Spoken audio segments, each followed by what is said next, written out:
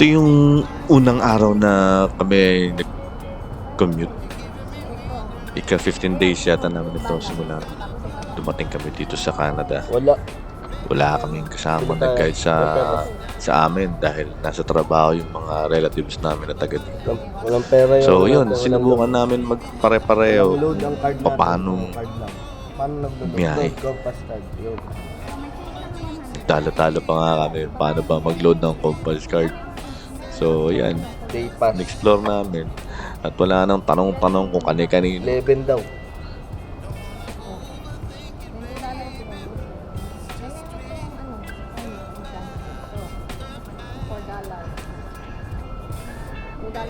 Kaya yan, yan ang nangyari.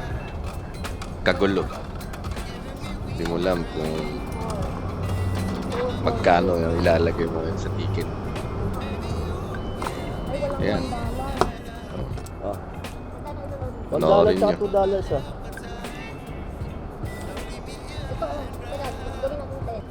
Ay, init.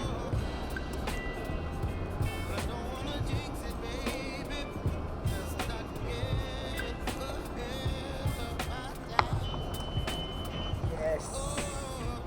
Are you okay? Sandal ka lang. So guys, ganito sumakay sa train station dito sa Richmond. Bili ka lang ng parang pass card. Tawag nila is Compass ticket. Ang train daw dito ay may oras. Ayun, packet pa lang kami dahil naka-stroller. Hindi kami pwede dun sa escalator. So kami mag-elevator. Good thing may elevator dito kasi may mga disabled tsaka mga elderly na hindi na kayang umakyat. Sasakay ng elevator. Alright. Hindi pa namin mabuksan. Kasi akala namin automatic yung door ng bus. Hindi pala. Oo, so nakatayo lang kami gano'n. Tapos silang lahat. Gano'n dyan lang. Push siguro. Push pa pala ng live. Yan, ganito pala dito. Wala namang nakalagay. Nakakatama. Kami naman sa mall, nakatayo kami sa labas. May dumating lang kami, tapos pinindot yung pinto. Shock na. Pero ako inantay ko talaga. Inantay ko talaga para hindi mo kasyong. Ito tayo?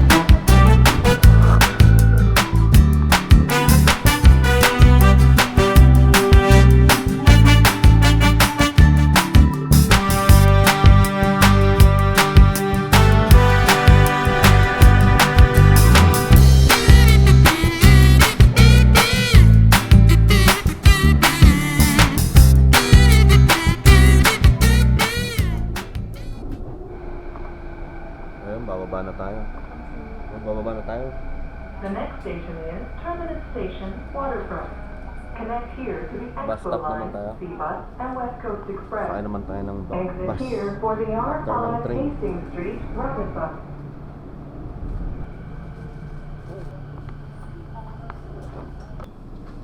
Ay, galing Granville pa rin.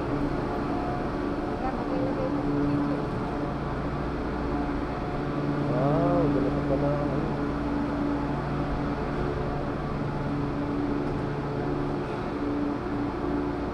Go, go, go.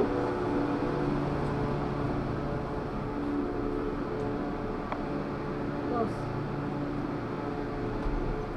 Bakit concourse? Ayun yung success. O, gano'n. Mga first timer, ito na po, lalabas na po ng elevator. Ah, dito pala, dito. Mga syungers, kabila pala. Wow! Check balance. Check balance kung magkano na yung kinain ng ating... Hop, ako muna. Ha? Ha? Wala. Zero na? Paano nangyari yun? So, eto na nga. Bakit? Nag-check balance kami ng load namin. Kung magkano kinain sa tinapap namin. Ikaw, Jay. Di pa kasi namin alam nung panahon na yan ang rate at discount sa pagtapak. Kaya yan, kakagulo na naman. 11 yung kanina sa akin. Tanungan ng walang humpay ng mga syunga. Ikaw daw. Oh, 15. Magkano? $5? Bakit sa akin? Bakit di nabawasan mo sa kaan? Kasi lalabas pa. Ala, bakit sa akin? Yung 11 yung binili ko. Ngayon, hindi ako makakalabas.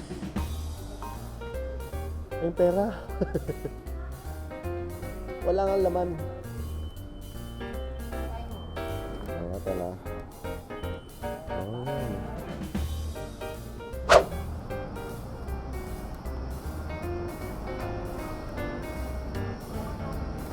Wow! Dito na tayo sa kabihasnan.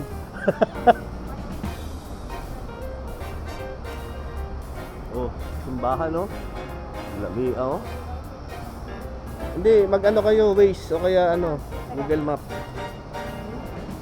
Pangakin ng Granville. Ito, Granville Street. Papuntang Penders Street. Doon, Granville Street. Oo, tapos Penders Street. So, diretso tayo. Start mo na. Layo. Kasi in-start mo eh. O di, cancel mo. Ganun lang naman yun. Huwag ka magalit. Nawala tuloy. Sige, ako na mag-ano. Saan ba tayo? Dito na sa ano tayo, sa Penders Street na. Walk to EBW Pender Street and Granville. Ah, ito pala nakikita ko. So, dapat dito tayo. Ito yan o, Granville High School. Ito yan, Granville High School. Ah, tama. Kakanan tayo. Kakanan lang pala eh. Yan na pala eh. Kakanan na pala tayo. Yan na pala eh. Grabe, ito na pala yung parang city, no? Parang tayong, ano rito, buang-buang. Naliligaw. City. Yun, no? Wow. Ha? Wait. Ito yung Pender. Pender. Baka yung on. Di ba yun? Okay, tawid. Saan papunta? Then sa may ano, yung... Kasi ito na yung bus station, no? Di ba yun? Ito, tingnan mo. Saan tayo pupunta?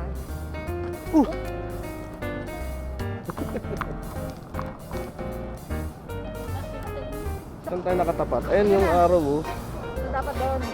Ah, pwede pala yun. Oh. Yun, doon tayo. Sabi ko sa'yo, doon eh. Doon ang bus station, eh. Kasi ayan yung website. Ah, doon. Oh. Yun, balik. Kasi ito na yung Granville, oh. Diba?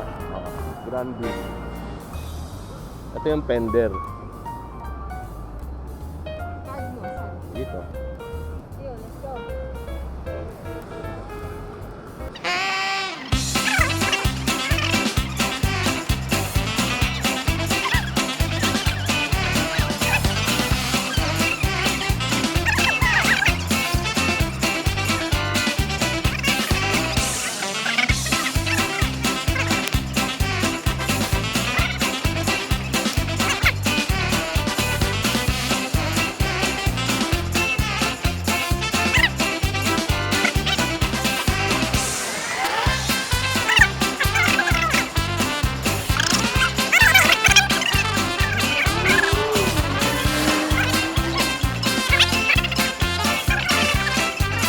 Yan. Tama.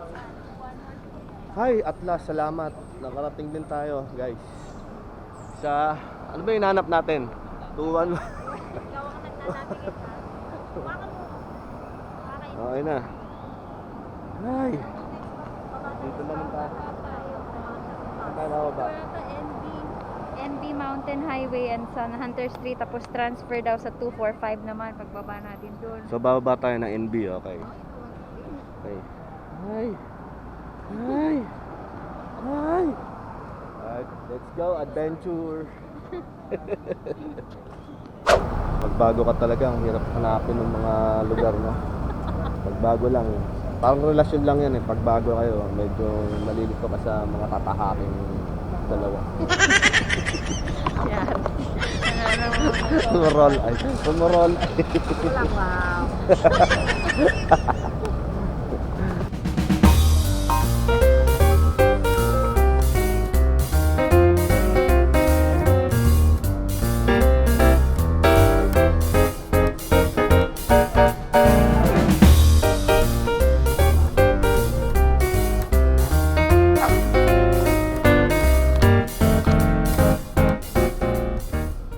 Nanggit ka umulit.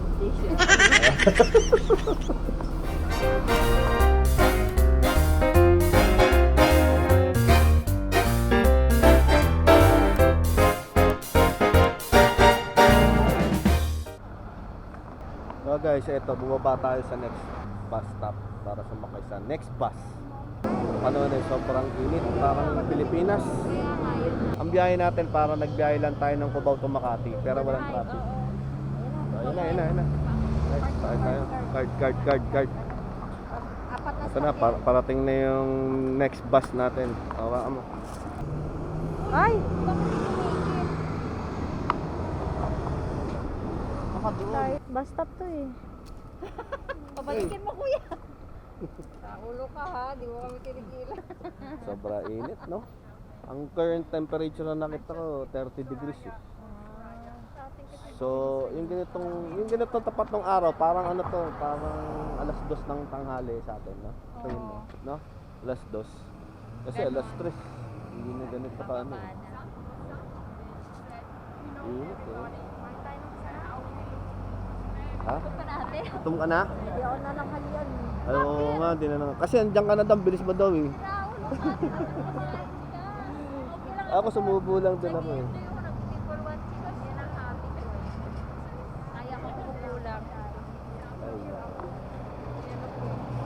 Pero bakit yata hindi to ano eh, no? Lolo ko talaga yun. Lolo kong bus yun ah. Dapat ma-report ko na.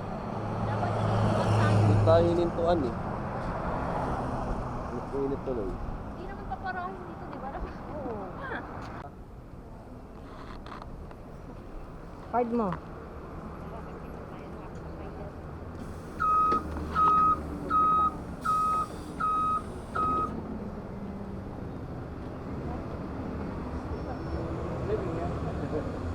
Ay.